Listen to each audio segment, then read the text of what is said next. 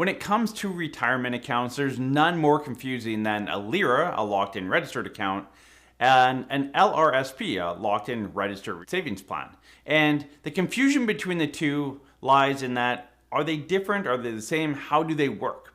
So we wanted to create a video, and I brought John from our team, from our planning team, on today to share his insight on this and also break down what the difference is between a LIRA and an LRSP, how they work, and how you need to use them in your retirement planning.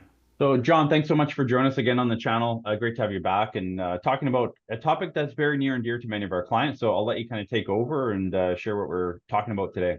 Yeah, absolutely. Thanks so much, Adam. So yeah, I had a client actually ask me to record a video on this, and it was the difference between a locked-in retirement account and a locked-in retirement savings plan. So LIRA versus LRSP. And there's not a whole lot of difference. It's just the pension jurisdiction. So LIRAs are regulated by a provincial regulator, whereas an LRSP is federally regulated. So these accounts might be set up when you leave a company that has a pension plan, and LRSP specifically if that pension plan falls under federal jurisdiction. So examples could include like navigation, banking, communications, interprovincial transportation, to name a few.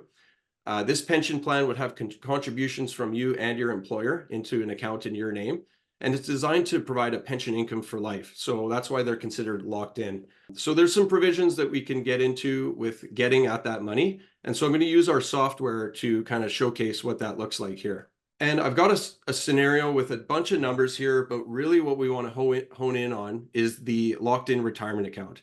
And in this particular case, we've set it up with an Ontario jurisdiction.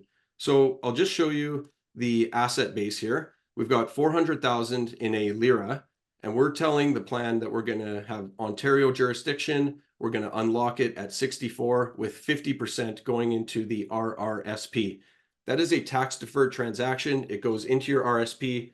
Half that money, you now have full control. We can do an RSP meltdown from there. The locked in portion that remains, that 200,000, we say that it's growing at 5%. And there's a formula that each province has to calculate, how much you can get at. So there's a minimum withdrawal and a maximum withdrawal. So what I'm hovering over here is the maximum amount that you can get out year over year. And by withdrawing the maximum, it'll have that account liquidated by your age 90.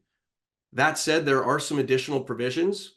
In Ontario specifically, there is the small balance unlocking provision.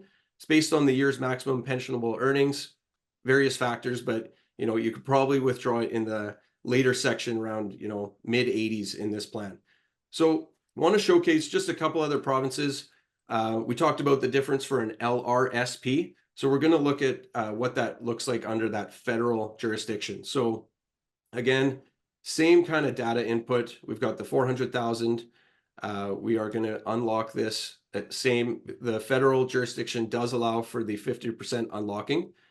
So that same goes to the RSP. However, you'll notice that the maximum that you can withdraw is a little bit less.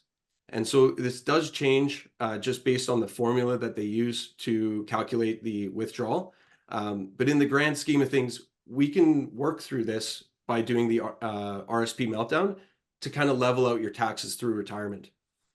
Now, one other province that I'm going to show you is the BC LIRA. And in this case, there's no 50% unlocking provision available. So we see that the maximum withdrawal is a little bit higher, but that's because the full 400,000 is there.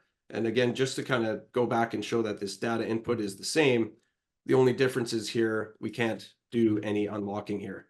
The plan recognizes that it's not allowed for this jurisdiction. So with that in mind, we can work through this. It's not detrimental to anyone's retirement plan. We can work through this with the RSP meltdown strategy, but something to be aware of. So just wanted to share that piece of information. Yeah, that's great. And a lot of people kind of don't know what a LIRA, LRSP, how to do it, how to unlock it. A lot of people miss the unlocking part too, which we won't jump into. We have other videos that cover that. But I guess my question would be, and we get this a lot from clients of, I worked in Ontario and I have a LIRA, and I've since retired to BC. So can I unlock it? Can't I unlock it? Like, how would they know how if it's BC or Ontario, like what's the rules there?